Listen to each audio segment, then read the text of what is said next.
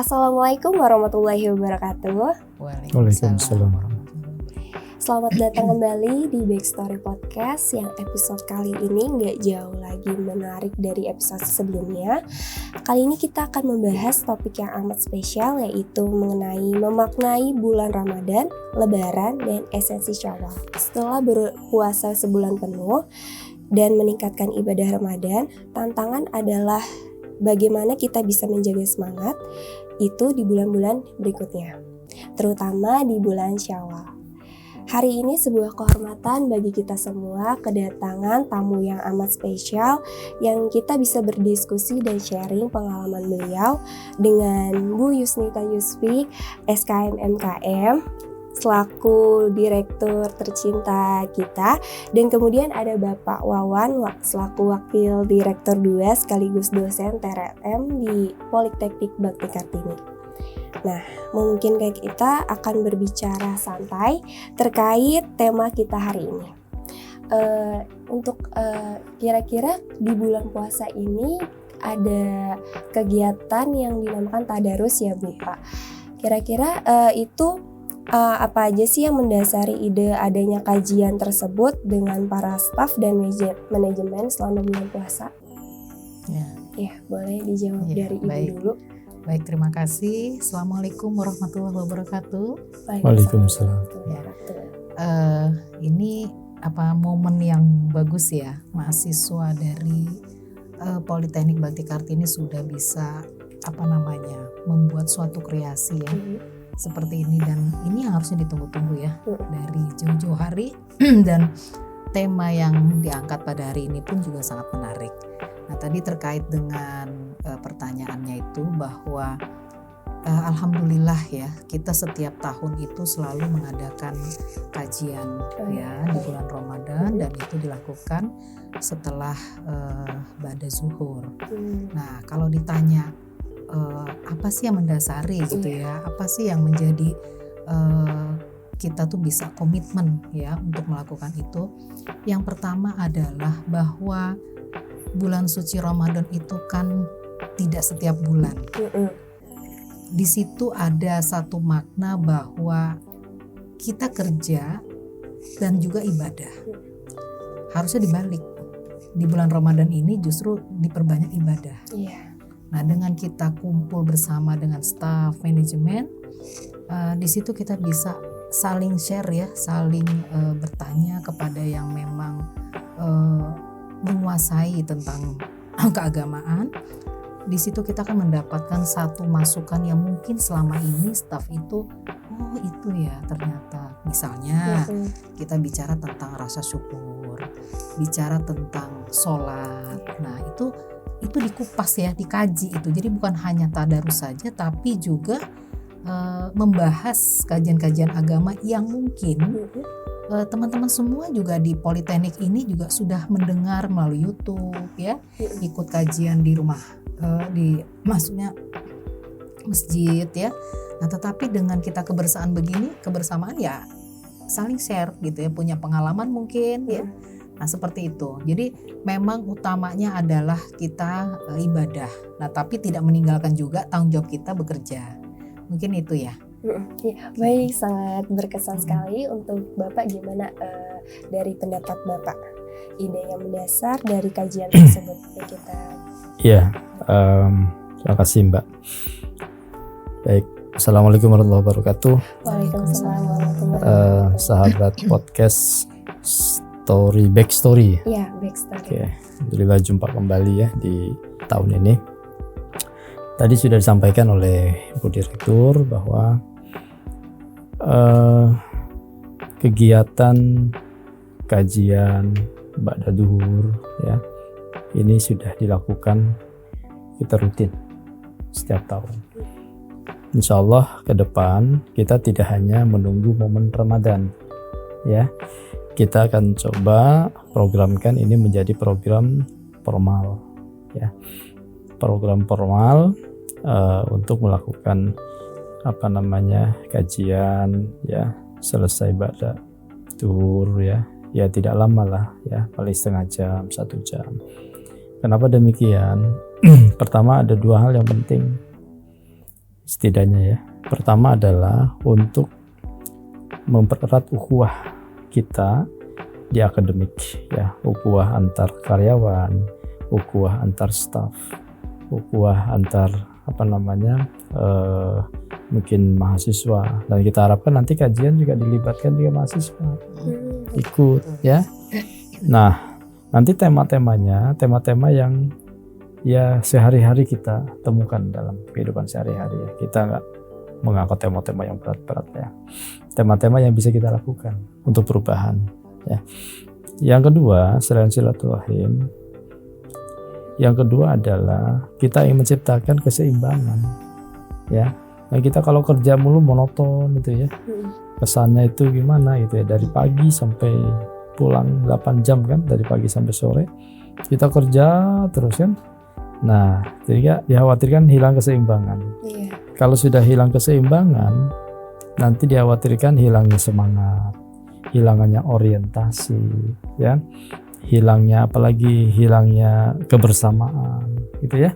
Sehingga kita lakukan kegiatan itu untuk apa? Untuk menciptakan keseimbangan kerja ya, sehingga waktu yang singkat itu kita coba terus ya lakukan kajian-kajian ringan ya, yang bisa kita sharing dan sampaikan oleh Bu Direktur.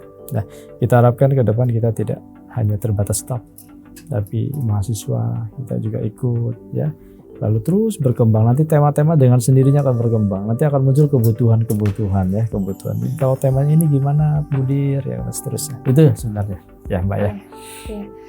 Terima kasih Bapak atas jawabannya. Jadi kesimpulannya kita nggak hanya mengejar dunia saja, tetapi kita mengimbangi dengan berbanyak beribadah, dan nggak harus di bulan Ramadan juga, dan di kehidupan selanjutnya kita harus tetap beribadah ya, biar dunia kita, hidup kita balance juga. Selanjutnya, untuk pertanyaan selanjutnya, Pak Wawan selalu bilang bulan Ramadan itu training center yang umat Islam.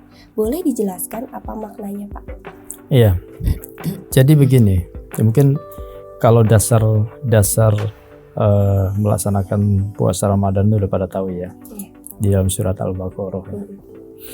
Situ kita diwajibkan untuk berpuasa. Tujuan akhirnya apa? La'allakum tattaqun ya, agar menjadi orang-orang yang bertakwa. Takwa itu apa sih? Ya. Takwa bagi mahasiswa kayak gimana sih? Takwa untuk staf karyawan kayak gimana sih? Lalu takwa untuk dosen seperti apa sih? Ya. Jadi takwa ini disesuaikan dengan masing-masing hak dan kewajiban. Ya, mungkin salah satu contoh takwa bagi mahasiswa.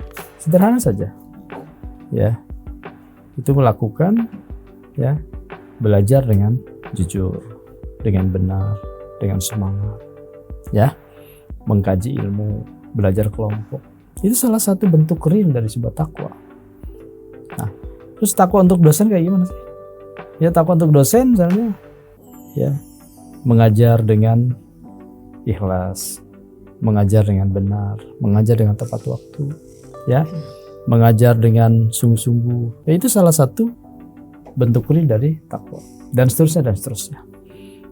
Takwa seorang polisi ya bagaimana? Takwa seorang pedagang ya, beda-beda. Tapi tujuan satu. Untuk apa? Untuk menjalankan perintah-perintah Allah ya, dan menjauhi semua larangan-larangannya. Nah, sekarang apa itu training center? Saya selalu menyampaikan beberapa hal di beberapa momentum, bahwa Allah menciptakan 12 bulan dalam 1 tahun. Itu hanya 1 bulan yang paling istimewa. Ada beberapa bulan yang lain yang istimewa, termasuk Idul Adha pun istimewa ya. Tapi yang paling istimewa dari semua itu adalah bulan Ramadan. Kenapa? Karena dalam bulan Ramadan itu turunnya Al-Quran, dan dalam bulan Ramadan itu adanya malam Lailatul Qadar yang lebih baik dari 1000 bulan. Oke. Nah, untuk apa Allah menciptakan 1 bulan dari 12 bulan yang ada? Jadi yang menciptakan kita ini tahu bahwa kita ini sebagai manusia cenderung baik apa cenderung ke hal yang jelek? Ayo, cenderung ke hal yang jelek. Kenapa? Karena memang setan berjanji akan terus menggoda anak Adam keturunannya sampai kiamat nanti. Jadi kecenderungannya iman itu selalu tidak ada yang stabil kecuali Nabi, kecuali Rasulullah, ya, dan para sahabat tabi'in. Kalau kita ini cenderung pada hal-hal yang tidak baik, ya. Nah, karena Allah tahu, karena kita ini kan produk Allah, ya. Kelemahannya di sini, makanya diciptakanlah makhluk yang dinamakan dengan Ramadan. Di dalam bulan Ramadan ini begitu banyak bonus yang ada. Di situ ada sholat malam dan seterusnya. Nah, sehingga apa? Sehingga pada saat kita masuk bulan Ramadan, ya, yang tadinya jarang sholat berjamaah, ya dah. Iya benar. Yang tadinya ya jarang sekali memegang Al-Quran, sekarang 1 hari 1 juz, one day 1 juz. Yang tadinya ya mengasih sedekah ke orang mikirnya 12 kali, sekarang ya setiap ada masjid, ya ada kenceleng lewat masukin, seterusnya. Kenapa? Karena atmosfernya terbentuk dalam 1 bulan pertama sampai akhir bulan. Nah, kenapa saya katakan bahwa bulan Ramadan bulan standing center? Karena disitulah penggemblengan sesuai dengan namanya adalah Ramadan. Saum, untuk pembakaran. Apa yang dibakar? Yang dibakar adalah hawa nafsu kita. Yang dibakar adalah dosa-dosa kita. Ya. Nah, sehingga di dalam bulan Ramadan ini kegiatan-kegiatan yang baik di bulan Ramadan pada saat bulan Syawal. Makanya setelah Ramadan selanjutnya adalah Syawal. Kenapa Syawal itu peningkatan? Begitu indah ciptaan Allah itu, ya. Yang tadinya digodok, ya kan, dibakar dengan nama saum, masuk bulan akhir bulan Ramadan, ya, masuk bulan Syawal. Syawal itu artinya peningkatan. Artinya apa yang dilakukan oleh bulan Ramadan harus ditingkatkan di bulan yang lain. Itu sama seperti saya ibaratkan dengan kupu-kupu. Siapa yang nggak suka kupu-kupu? Budir suka kupu-kupu? Warna apapun kupu-kupu itu mesti suka. Iya. Mau gelap gulita pun mesti suka. Ya, apalagi berwarna-warni. Iya. Kalau di sensus nih, nyaris tidak ada yang tidak suka kupu-kupu. Oke. Nah, kalian tahu nggak kupu-kupu itu prosesnya kayak gimana? Dari ulat. Luar biasa panjang sekali. Kalau kita tahu awal mulanya adalah ulat yang menjijikkan, ya, mungkin kita tidak mau megang. Tapi walaupun tahu karena sudah jadi kupu-kupu, ya, mau dikejar-kejar, ya. Iya. Nah, sehingga apa teman-teman? Yang tadinya ulat terus jadi kepompong beberapa hari, lalu dia menjadi sosok yang dinamakan dengan kupu-kupu. Itulah, ya, tadabur alam. Itulah sebuah perumpamaan makhluk, ya, yang ada sekitar kita. Kita sedang melakukan proses itu. Yang tadinya kita ini gak karuan hidupnya, sholat gak pernah, jarang yang bagi umat Islam, ya. Lalu udah macam-macam lah, ya, udah seperti ulat yang menjijikan. Ada yang suka ulat? Berbulu, gatel, ya. Hampir semua tidak suka ulat. Iya, hampir. Tapi pada saat dia bermetamorfosis, ya, dengan gemblengan dalam kepompong, ya, diam di kepompong, ya, berzikir dalam kepompong, ya, pada saatnya dia akan keluar menjadi sosok yang berubah. Itulah kupu-kupu. Sehingga pada saat kita masuk bulan Ramadan, bulan Syawal, kita seperti kupu-kupu yang pasti orang lain pasti suka. Dan kupu-kupu itu dia akan selalu memberikan manfaat. Dia akan mencari yang namanya bunga yang sedang mekar. Dimanapun bunga itu berada akan tercium dari jarak kilometer. Dia akan datangi dan setiap dia hinggapi bunga itu, yang diambil saripatinya, dan itu yang menjadikan bunga itu menjadi buah. Artinya apa teman-teman? training center yang dilakukan di bulan Ramadan itu bulan selesai. Pada saat nanti ini Idul Fitri berkumandang, Lebaran berkumandang, bukan berarti selesai semua. Ya, di Syawal itulah dan 11 bulan yang lain itulah implementasi. Jadi keberhasilan Ramadan itu bukan dilihat dari 30 juz yang sudah dihatamkan. Lalu sholat malamnya yang tidak pernah ketinggal. Lalu apalagi puasa yang tidak pernah jebol, tidak pernah gugur tengah jalan. Tetapi keberhasilan Ramadan itu dilihatnya di 11 bulan yang lainnya. Kira-kira demikian, Mbak. Bagus sekali untuk penjelasannya pada Pak Wawan. Next, pertanyaan selanjutnya, apa arti bulan Ramadan bagi Buyus secara pribadi? Apakah ada momen spesial yang selalu Buyus nantikan setiap tahunnya? Saya kok ditanyain ada yang spesial tuh pasti spesialnya banyak. Gitu ya Pak Wan ya. Kalau bagi saya yang spesial di bulan Ramadan itu adalah yang pertama itu sedekah. Bulan Ramadan itu bulan penuh keberkahan. Jadi kalau mahasiswa saya tanya ya, Bu, bagaimana saya sedekah? Uang jajan saya pas-pasan gitu ya. Terus jawabnya apa? Sedekah itu kan gak harus pakai uang, gitu kan ya.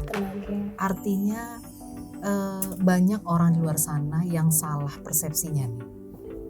Jangankan bulan Ramadan, Bu, bulan biasa aja kami sedekahnya setiap cuma hari Jumat, gak apa-apa. Artinya ada niat sedekah. Mahasiswa apa yang bisa dilakukan sedekah? Misalnya membantu temannya tugas, ya, atau membantu orang tuanya tugas di rumahnya apa. Ya, jangan bulan Ramadan itu begitu habis sahur, sholat subuh, nunggu sebentar jam 6:30 terus bablas tidur sampai jam 12 siang, bangun sholat, bablas lagi tidur sampai asar. Nggak begitu. Ya, sedekahnya itu kan bisa bantu orang tua di rumah, kan begitu ya. Nah, kenapa saya selalu bilang sedekah? Sedekah itu memang tidak perlu orang lain tahu. Tangan kanan kita memberi, tangan kiri kita nggak perlu tahu, kan gitu ya. Dan sedekah itu adalah hubungannya hablum minallah, kita sama Allah gitu ya. Berapapun yang kita keluarkan, itu saya percaya dan sangat yakin Allah itu langsung membalas. Balasannya bukan lagi cuman hanya dikasih uang gitu ya. Tapi kalau orang sadar, ternyata kok saya dalam 1 bulan ini gak pernah sakit.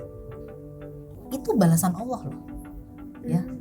Karena kita sedekah sama orang, mungkin cuman 1.000, mungkin dirutinkan setiap hari setelah subuh. Bagaimana sedekah subuh? Itu kalau saya bilang tuh ya, itu suatu hari yang luar biasa ya. Coba mahasiswa di rumah saya tanya, ada nggak itu kenceleng kotak misalnya di rumah, entah kaleng kerupuk lah, entah kaleng toples apapun itu, bolongin tengahnya. Tiap subuh habis subuh masukkan 1.000 kah, apa 500 kah, tapi niat sedekah. Ya, kapan dibukanya? Mungkin seminggu sekali untuk ngasih makan takjil, beliin aja gorengan, itu udah sedekah. Jadi setiap apa yang kita berikan sedekah kepada orang lain, itu Allah ganti berlipat ganda. Mungkin tidak langsung dengan uang cash di mata kita, di depan kita, enggak. Tapi dengan apa? Keluarga kita seluruhnya sehat. Bener gak? Kita bisa memberikan apa? Contoh, kok Buyus kalau ngajar tuh semangat banget ya di kelas misal ya. Ya saya gak tahu Allah berikan itu. Mungkin sahur kita biasa aja, cuman hanya ceplok telur misal, sama teh manis gitu cukup, atau cuma air putih aja sama pisang misalnya Pak Wan ya. Kayaknya Pak Wan pernah cerita waktu itu ya, sahurnya cuma mau kayak pisang gitu. Tapi kan artinya apa? Dengan kita bersedekah itu rasanya tuh kalau pembuluh darah itu jalannya tuh lancar. Ya kalau ada pembuluh darah nggak lancar, akibatnya apa? Stroke, sering sakit kepala gitu kan ya. Yang sakit perutnya lah, apanya lah, itu kan peredaran darah nggak lancar. Nah kalau saya ibaratkan seperti itu ya. Yang kedua, bagi saya itu di bulan Ramadan itu adalah membaca Al-Qur'annya. Betul tadi Pak On bilang, jangan karena one day one juice kemudian dalam 2 minggu bisa menyelesaikan khatam ya, kemudian minggu kedua khatam lagi gitu kan ya, tapi maknanya nggak dapat. Itu melatih kita bagaimana setiap habis sholat dibiasakan baca Al-Qur'an. Ya, mau di jalan, mau nunggu Gojek, mau nunggu bis, ya kan handphone sekarang canggih ya, sudah bisa aplikasi Al-Qur'an kan. Nah bukalah itu, walaupun 2-3 ayat itu luar biasa. Tapi niatnya bukan karena harus dilihat orang. Sekali lagi, ya apapun yang kita lakukan selama bulan suci Ramadan ini bukan untuk dinilai orang, tapi Allah yang menilai. Gitu. 2 itu ya kalau menurut saya di bulan Ramadan spesial saya itu memang di luar bulan Ramadan kita sedekah, Bu. Betul, itu sedekah. Tapi ada satu perbedaan kalau orang tahu bahwa keberkahan di bulan Ramadan itu luar biasa. Sedangkan membaca 1 ayat Quran aja Pak ya, pahalanya luar biasa. Apalagi kita membantu orang. Gak usah orang lain yang jauh-jauh dulu. Keluarga kita dulu. Tetangga kita dulu. Bener gak? Mungkin teman kos-kosan kalian nih. Aku gak punya ini nih. Boleh gak aku ikut buka puasa di rumah? Ayo yuk. Walaupun cuma lontong aja sama bakwan misalnya, itu sedekah. Gitu. Jadi bagi saya secara pribadi dua hal tersebut yang membuat spesial saya di bulan Ramadan itu. Jadi kalau sudah sampai puncaknya kita berserah diri sama Allah ya, kita ikhlas, kita harus menganggap gini, kita ini hidup tidak 1000 tahun lagi, dan kita nanti mati kita nggak bawa apa-apa gitu ya, bener nggak? Bener. Emang bawa ini alat-alat podcast ini enggak kan? Ki enggak ya Ki ya? Enggak. Tapi yang kita bawa apa? Amal ibadah kita. Nah itu dia ya, apa ibadah kita macam-macam yang bisa kita bantu orang lain ya, dan itu yang menjadi semangatnya kita itu di bulan suci Ramadan tuh ya. Alhamdulillah saya bukan mau bicara yang lain-lain, tapi pada saat kita contoh, saya sebagai ibu rumah tangga juga ya, wanita karir juga gitu kan ya, sahur itu semangat terus tuh. Ada orang lain tuh sahur cuman minum aja ya, tapi kenapa kok saya semangat gitu loh? Karena memang kapan lagi saya ketemu bulan Ramadan, belum tentu tahun depan kita ketemu lagi kan gitu. Nah itu maksudnya gitu Neng. Terima kasih untuk jawabannya yang menakjubkan Ibu dari pengalaman beliau. Selanjutnya apa filosofi utama dari bulan Syawal setelah kita menyelesaikan ibadah Ramadan? Dari Pak Wawan. Iya, tadi sudah disinggung di depan ya, bahwa yang perlu dipahami nih, kalau ibadah rajin di bulan Ramadan mungkin biasa ya, sholat malam di bulan Ramadan mungkin biasa. Kenapa? Karena orang semua juga melakukan halnya sama. Orang tadarus di bulan Ramadan mungkin biasa. Pemandangan hal itu biasa. Walaupun pahalanya kalau ikhlas di hadapan Allah luar biasa. Memang Ramadan itu dikasih keistimewaan. Tapi yang paling banyak terjadi, mohon maaf jika saya salah ya, andaikan Ramadan ini, esensi Ramadan ini berhasil oleh setiap insan ya, gak ada lagi tuh cerita korupsi ya, gak ada lagi tuh rame-rame di media ya, gak ada lagi tuh mungkin Curi. ya, polisi gak ada kerjaannya mungkin. Iya. Kenapa? Karena gak ada mencuri. Iya. Aman jadi. Ya, karena semuanya sudah aman. Iya. Nah gitu ya, tapi kan tidak demikian ya, makanya Allah akan memilih orang-orang tertentu, orang-orang istiqomah ya, yang melaksanakan training center keberhasilannya di bulan Syawal. Nah jadi teman-teman semua, Syawal itu peningkatan. Apa yang perlu ditingkatkan? Semua hal yang positif ditingkatkan. Bagi teman-teman mahasiswa di bulan Syawal ya, tingkatkan. Apa yang ditingkatkan? Ya, tingkatkan belajarnya, tingkatkan menuntut ilmunya, tingkatkan semangatnya ya. Yang tidak baik tinggalkan, yang sudah baik tingkatkan. Itu esensinya ya. Sehingga apa? Sehingga masing-masing individu kita ini masuk dalam kategori hari ini lebih baik dari hari kemarin. Hari ini lebih baik dari hari kemarin, kita ini termasuk orang yang beruntung. Hari ini sama dengan hari kemarin, kita termasuk orang yang rugi. Hari ini lebih jelek dari hari kemarin, kita termasuk orang yang terlaknat oleh waktu. Ya tinggal pilih ya. Jadi esensi Syawal ini adalah esensi peningkatan. Ya, jangan sampai kita terjebak oleh rutinitas. Ya, kalau di dalam proses namanya business usually. Ya, kebiasaan rutin aja. Ketemu Ramadan itu lagi. Setelah Ramadan goodbye kan gitu. Ya kan, sedekah berkurang misalnya kan. Lalu infaknya berkurang, malah hilang sama sekali ya kan. Tadarusnya goodbye, nanti ketemu Ramadan lagi, baru kita ngaji lagi. Nah, itu yang tidak diharapkan oleh Allah. Jadi jangan terjebak di dalam kegiatan rutinitas. Jadi esensinya Syawal adalah peningkatan hal-hal yang positif. Ya. Baik, terima kasih untuk jawabannya. Selanjutnya dari perspektif akademik dan profesional, kebiasaan apa yang bisa kita pertahankan setelah Ramadan untuk menjadi pribadi yang lebih produktif, Bu?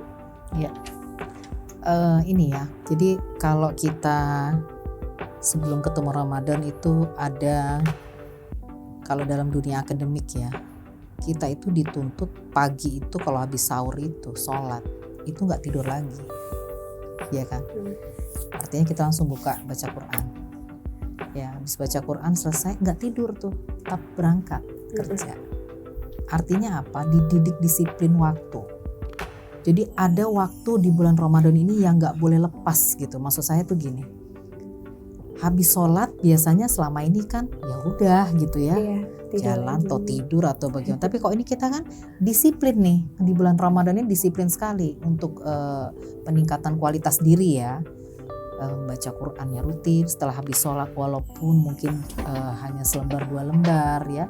Setelah itu berangkat kerja. Nah, pada saat kita sampai di tempat kerja itu ada hal yang bisa apa ya?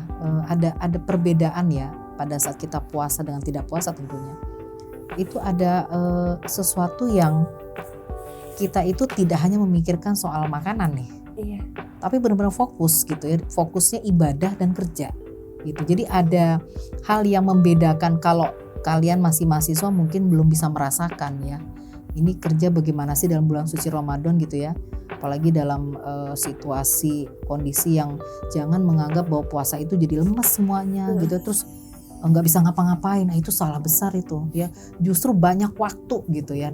Menurut saya itu banyak waktu yang bisa dikerjakan ya. Mungkin kita silaturahmi ya dengan pihak eksternal ya, atau membuat satu kreativitas dengan mahasiswa. Mahasiswa juga sama-sama dengan akademik membuat satu misalnya percakapan interaktif gitu ya. Itu yang belum pernah dilakukan ya misalnya. Nah, seperti banyak hal gitu. Jadi jangan menganggap bahwa bulan suci Ramadan ini yang orang juga terlalu berpikiran ya banyakin ibadahnya Bu Yus, 80%, 20%-nya kerja. Ya enggak gitu juga gitu ya. Kemudian terus enggak ngapa-ngapain, tugas enggak ngajar, enggak begitu. Jadi harus ada keseimbangan ya antara ibadah dengan kerja. Menurut saya sih seperti itu. Baik, selanjutnya menurut Bapak Wawan, apa tantangan terbesar yang dihadapi masyarakat setelah Ramadan berakhir? Lalu bagaimana menjaga semangat di bulan Syawal? Tantangannya adalah melupakan kebiasaan yang dilakukan di bulan Ramadan. Itu tantangan terberat. Jadi seolah-olah mindsetnya selepas Ramadan ya sudah selesai. Dan ini fakta di lapangan. Ya. Sedikit sekali yang hemat, jangankan jauh-jauh lah, kita sendirilah ya. Pada saat bulan Ramadan puasa sebulan penuh kuat. Pada saat bulan Syawal ya, puasa 6 hari setelah Syawal yang pahalanya selama setahun penuh puasa ya, jarang yang kuat. Jarang yang lakuin. Di bulan-bulan sebelumnya puasa Senin Kamis saja, Senin dan Kamis ya, atau 3 hari dalam 1 bulan, sunah-sunah apa yang dicontohkan Rasulullah, jarang yang kuat. Kenapa demikian? Penyebabnya adalah salah orientasi ya. Orientasinya seolah-olah bulan Ramadan puasa ya sudah bulan Ramadan saja, bulan Ramadan tadarus ya sudah bulan Ramadan saja. Ini jadi kekhawatiran kita, kekhawatiran saya terutama pribadi. Pada saat masuk bulan-bulan sebelumnya hilang esensi itu ya. sehingga menjadi sebuah rutinitas tahunan itu yang terjadi. Terus bagaimana mempertahankannya? Yang pertahankannya ya kita selalu meminta pertolongan Allah untuk istiqomah. Makanya kayak tadi kayak Bu Direktur ya, setelah selesai sholat ya, yang tadinya mungkin orang-orang lain sudah pada meninggalkan kebiasaan itu, tapi kita istiqomah ya. Sholat duhanya di bulan Ramadan, rajin sholat duhanya di bulan Syawal. Ayo pertahankan. Yang sulit itu mempertahankan. Iya, benar. Nanti ada seleksi alam. Ya, ini kayak training center nih. Ya, oke, selesai. Silakan masuk sebulan setelah Ramadan. Nanti akan dilihat tuh. Makanya kuncinya adalah la'alakum tattaqun, ya. Menjadi orang-orang yang bertakwa. Ya ayyuhalladzina amanu, orang beriman belum tentu bertakwa. Iya, benar. Ya. Makanya diawali dengan ya ayyuhalladzina amanu, diakhiri dengan la'alakum tattaqun, ya kan? Kenapa? Tidak semua orang beriman itu bertakwa. Tapi bertakwa otomatis beriman. Nanti ada seleksi. Nah, seleksi itu ujungnya bagaimana? Allah yang tahu. Oh, ini istiqomah. Nah, dialah mendapatkan tiket la'alakum tattaqun. Jadi, la'alakum tattaqun itu bukan predikat di bulan Ramadan saja. Itu adalah tiket. Kamu sudah puasa, sudah bagus, sudah gini-gini, ini tiket nih. Ya, silakan implementasikan di bulan 11 bulan yang lain. Itu tiket la'alakum tattaqun itu untuk 11 bulan selepas bulan Ramadan. Gitu konsep berpikirnya. Bukan berarti bertakwa itu hanya 1 bulan. Ya, takwa tadi kan sholat duha, sholat tahajud, sholat malam, wah gini, infak, ya. Selesai, goodbye, ya. Ngasih sedekah orang miskin sebagainya. Selesai bulan Ramadan, goodbye. Itu salah orientasi. Jadi takwa itu untuk 11 bulan yang lain. Training center sebagai pembakaran untuk apa? Menyadarkan kita bahwa takwa ini implementasinya di 11 bulan yang lain loh. Ini yang saya khawatirkan, termasuk pada diri saya sendiri. Gitu, Mbak. Tapi gini ya, menurut saya tuh gini. Justru sebelum masuk bulan suci Ramadan itu kita mempersiapkan diri. Iya. Kan gitu ya. Iya. Jangan persiapan dirinya itu pada saat sudah Ramadan, ya. Jadi kelihatan itu kebiasaan-kebiasaan itu yang tadinya sholat duha rajin gitu kan, setelah ya betul yang Pak Wan bilang, setelah selesai udah nggak sholat duha lagi, nggak sholat tahajud lagi. Nah ini harusnya itu dipertahankan begitu masuk bulan Ramadan tuh lebih siap gitu. Itu yang memang sulit ya, tergantung dari individunya. Gitu. Ya. Terima kasih untuk jawabannya Ibu, Bapak.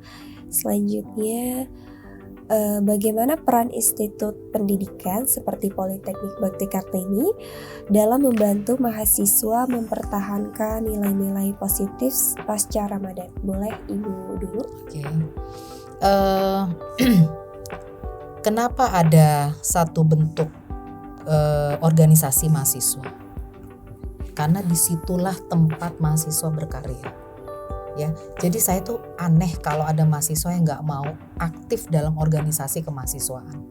Karena itu tadi yang ditanyakan, bagaimana caranya Bu? Mahasiswa itu bisa berkarya melalui satu organisasi. Satu organisasi kecil yang di dalam kelas, kemudian masuk ke dalam organisasi besarnya, perprodinya dan institusinya.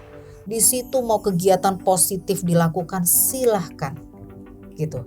Ya karena gini, institusi tanpa mahasiswa itu nggak jalan. Iya benar. Organisasi apapun tanpa mahasiswa pun institusi jadi sepi gitu loh. Ya, jangan yang aktif lagi dosen-dosennya atau stafnya gitu ya. Justru mahasiswa itu punya satu kalau menurut Bu Siti punya satu wadah ya yang disiapkan oleh institusi untuk kegiatan-kegiatan tersebut. Rohis misalnya, ini dipergunakan baik-baik ini BEM ini ya. Mana unit rohisnya? Ya kayak kemarin kita sudah melakukan buka puasa bersama yatim duafa ya. Itu positif. Ya karena apa? Dengan seperti itu maka juga menambah ketakwaan kalian sebagai mahasiswa. Ya, jadi bukan hanya fokusnya belajar terus enggak juga. Salah nanti saya dengan Pak Wan ini ya.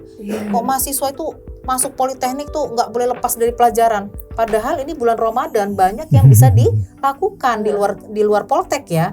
Bu, kita mau kasih takjil misalnya. Bu, kita mau betul-betul mencari pesantren-pesantren atau apa, kamu bisa memberikan edukasi, penyuluhan, itu salah satu bentuk yang bisa dilakukan kegiatan positif mahasiswa. Kemudian nanti setelah Ramadan ada apa? Oh, kita mau ada halal bihalal, ya, antar BEM, antar mahasiswa. Siapa yang meng-create itu? BEM-nya. Kumpulkan semua mahasiswa. Kita punya aula. Ya, aula Politeknik Bakti Kartini itu kapasitasnya kurang lebih 150 sampai 200 kalau duduk di bawah ya. Kan bisa itu dilakukan. Kalau kami ini sebagai manajemen hanya bisa mensupport nih. Ya, tapi bukan akhirnya Bu Yus juga yang sama Pak Wan akhirnya, ayo mau rapat jam berapa, hari apa, enggak gitu lagi ya. Itu. Kemudian apalagi yang bisa dilakukan? Kamu tuh punya kakak alumni. Jadi jangan merasa kita angkatan kita sendirian begini ya, sepi ya. Enggak begitu. Katanya ada kakak alumni, sudah 2 angkatan kita meluluskan Politeknik Bakti Kartini dengan 4 prodi unggulannya. Sudah punya alumni ratusan orang. Itu diajak, Kak, yuk Kak, kita mau ada kunjungan ini, baksos, kita mau ada kunjungan ke panti lansia nih. Ya, kita berikan apa nih Kak, selimut kah, apakah donasi. Alumni kalau digerakkan dengan kalian itu juga pasti akan ikut. Nah itu bentuknya, salah satunya seperti itu. Ya. Dari Bapak mungkin mau ditambahkan? Iya, saya awali dari salah satu pegangan kita ya. Bismillahirrahmanirrahim. Ya ayyuhalladzina amanu khudhu fis-silmi kafah wa la tattabi'u khutuwati syaiton innahu lakum aduwwun mubin. Ya orang beriman, masuklah ke dalam Islam secara keseluruhan. Ya. Secara keseluruhan. Jangan setengah-setengah. Ya. Secara sungguh-sungguh. Ya. Dan jangan ikuti jejak-jejak setan, karena setan itu adalah musuh yang nyata buat kita. Surat Al-Quran. Artinya apa? Bagi mahasiswa, sungguh-sungguhnya. Sungguh-sungguh apa? Sungguh-sungguh belajar. Oke? Bahasa saya gini, kalau sudah jadi mahasiswa, udah bismillah, pantang mundur, ya, jangan ikuti, jangan setengah-setengah, males lah, mau belajar, nggak ada semangat, itu setengah-setengah. Kalau setengah-setengah, kira-kira jadi nggak?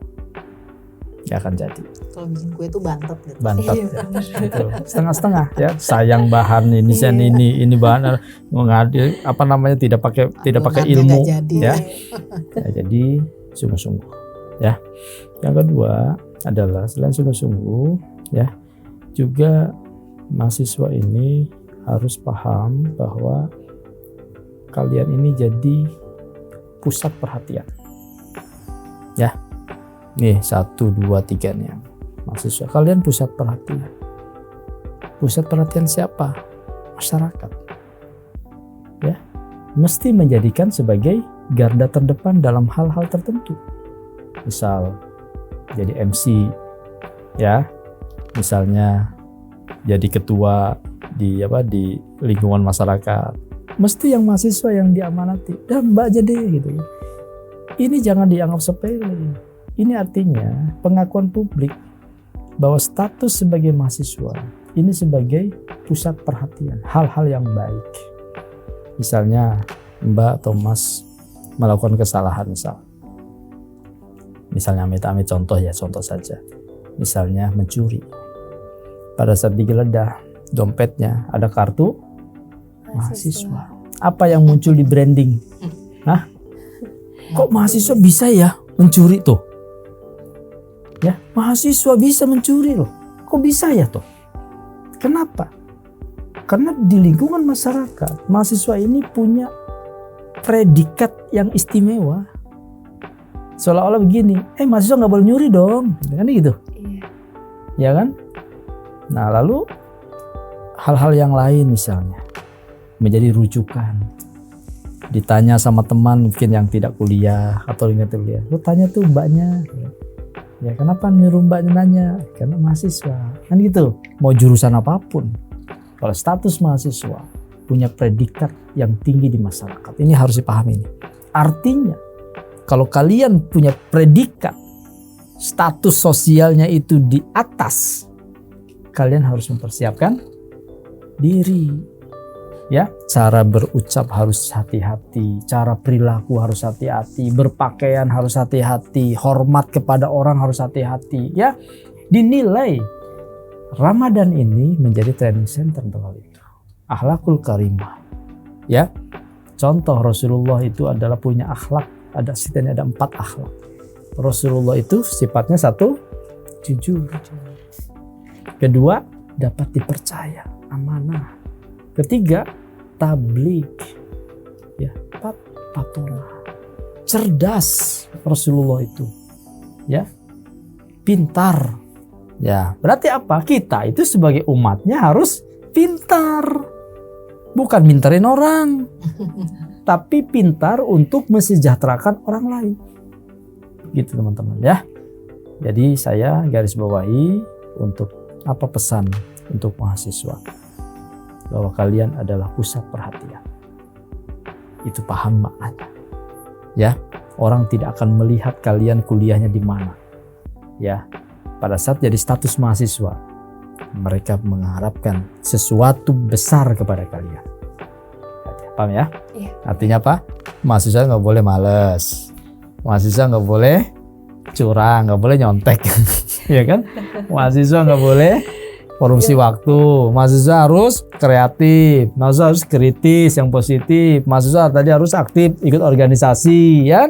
Itu mahasiswa. Kalau kalian tidak nangkap itu, rugi dan bodoh. Mohon maaf, rugi dan bodoh. Kami kebetulan saja duluan hidup dari kalian. Saya Bu Direktur duluan hidup dari kalian, sehingga kami duluan kuliah dari kalian. Oke? Kalau masalah mati nggak tahu, ya. Tapi yang jelas hidup kami lebih duluan dari kalian, ya. Sehingga apa? Kalian startingnya kita duluan, jadi paham betul petanya kayak gimana. Oke, demikian ya. Ya. Kasih Pak. Kayaknya nih 4 SKS kuliah kita ini ya. Oke, pertanyaan selanjutnya. Pertanyaan terakhir. Untuk teman-teman mahasiswa dan warga Indonesia, apa yang bisa kita lakukan agar Syawal benar-benar menjadi bulan peningkatan, bukan sekedar kembali ke kebiasaan awal? Mungkin dari Ibu Direktur. Apa tuh? Pesan untuk mahasiswa dan warga. Karena dulunya saya juga pernah jadi mahasiswa, ya. Nah sekarang pesannya adalah itu tadi sebenarnya sudah dijelaskan dari awal ya, Pak Wawan juga sudah menjelaskan bahwa kita sebagai mahasiswa itu punya tanggung jawab ya terhadap diri sendiri, ya terhadap keluarga kita, dan tentunya bermanfaat untuk orang lain, kan itu. Ya tapi kalau jadi mahasiswa itu dipaksa oleh orang tua karena orang tua, udah beda itu ceritanya. Ya, dosen suruh A, dia kerjakan yang B. Ya kan? Dosen suruh C, kerjakannya yang E. Jadi satu ke kanan, satu ke kiri. Nah ini yang nggak boleh sebetulnya ya. Waktu muda itu jangan disia-siakan. Kalau kami ini, kata di Pak Wang bilang, karena duluan lahir gitu kan ya, mau didandanin kayak anak muda juga nggak cocok. Bener nggak? Karena udah nggak bisa ditipu lagi. Dari penampilan sudah, bodinya sudah beda gitu kan. Dari cara mau kreasi, suruh joget-joget kayak di TikTok, nggak mungkin lah, sudah orang tua ya kan. Cara ngomongnya juga udah beda, nggak gitu lagi kan. Nah masa muda itu diisi dengan hal-hal yang seperti itu tadi, yang positif gitu, yang berkreasi. Jangan belum apa-apa Bu, saya kebanyakan stresnya Bu. Ya nggak ada orang itu hidup nggak stres. Ya. Tetapi bagaimana cara kita sebagai mahasiswa itu bisa menempatkan diri dimanapun. Ya ibarat saya tuh seneng banget kalau mengibaratkan tuh seperti bunglon. Tahu bunglon? Tahu ya.